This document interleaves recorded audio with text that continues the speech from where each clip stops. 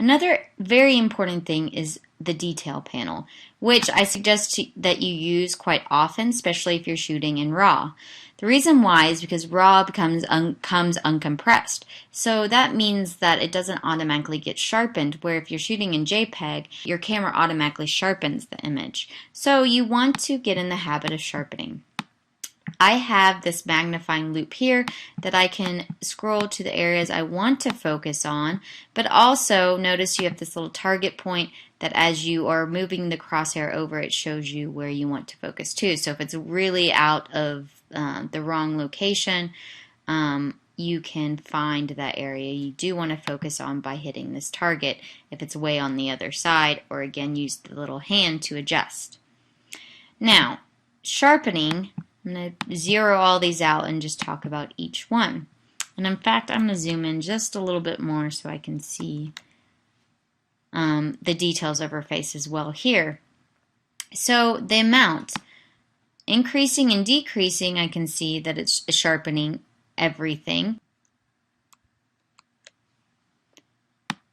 So everything, every pixel is getting sharpened by a certain amount.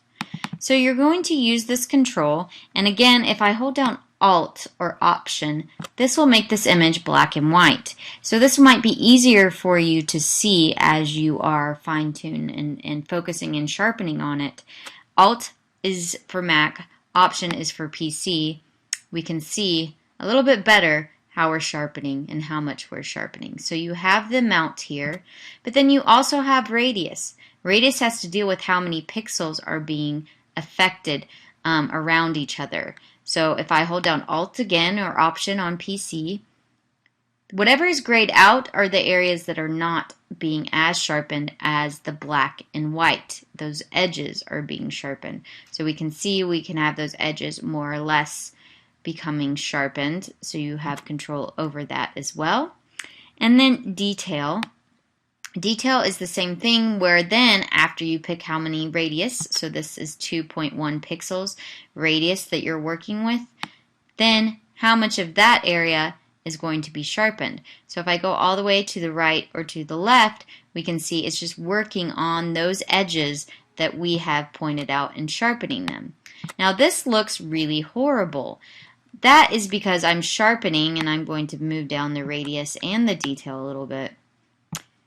We have this, it looks kind of like reticulation happening, because we're trying to sharpen things like the hair, the eyes, the nose, the edges of the jacket against her skin. But the areas that we don't want sharpened, or maybe the mid-tone areas like her skin, we want to be soft. We don't want to be sharpened. So that's where this mask tool becomes really handy. And if I hold down Alt or Option on PC, we can see it's completely white, and as I build up, we're getting darker areas. So this is a common rule in Photoshop, that white reveals and black hides when we're doing masks. So this applies to this masking for sharpening as well. So you can remove sharpening except for these areas that you have these edges. Now this looks a little bit strange, like I can still see those edges. So at this point I can bring down the amount of sharpening that is happening. But you can look at before and after and see how it looks. You never want to sharpen it too much, but you do want to have a little bit more sharpening occurring after you upload your images, and sharpening is a great way to do it, and masking is also to a nice effect, so you're not sharpening things that you do not want to sharpen. So remember the sharpening tools and using Alt and Option for these as well. So if we go back to the image that we lightened up before, and that it was underexposed, but we had really high ISO as well, so there's a lot of noise occurring that I think is rather distracting. We can see it in her hair, we can see it in the background. So again, this occurs not only from underexposure, but using too high of ISO. So there's ways to fix this in Lightroom, and under the detail panel we have the sharpening, but we also have noise reduction. You can zoom in again with this little loop magnifier in this panel, but we can also adjust these and see these details here, but also here as well. So we really can see the noise that's happening here. Now the noise reduction, we have two options. We have luminance and color. So luminance has to do with black and white, kind of tonal ranges, black, whites, and grays that we're removing from the image, that noise. But there's also color noise that occurs that actually has a tint or hue to it. So first let's adjust the luminance and see if that's adjusting things. Now I'm going to bring my detail down just to really show you what's happening. So luminance, this reduction is actually just softening the whole image to remove that noise.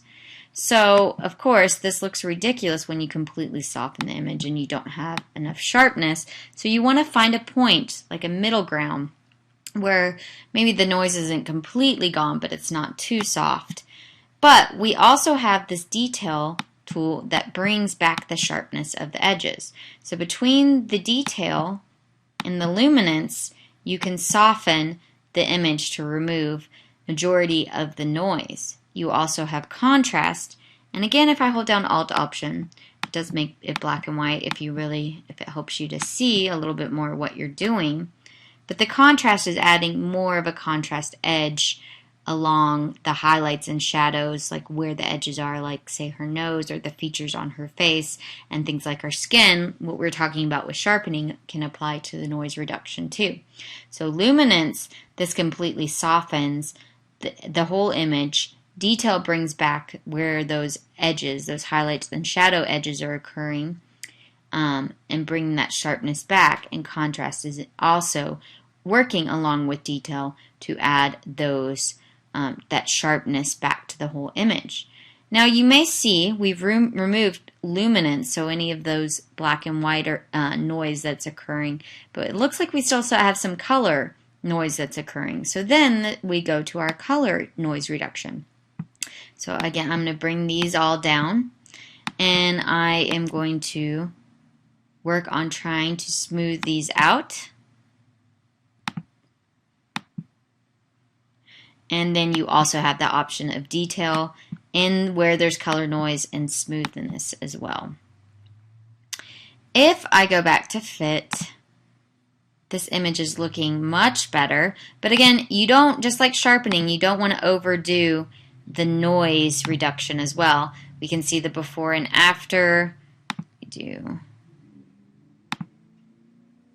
So we can see the difference. One, we also fixed the exposure, but the noise is a little bit softer as well.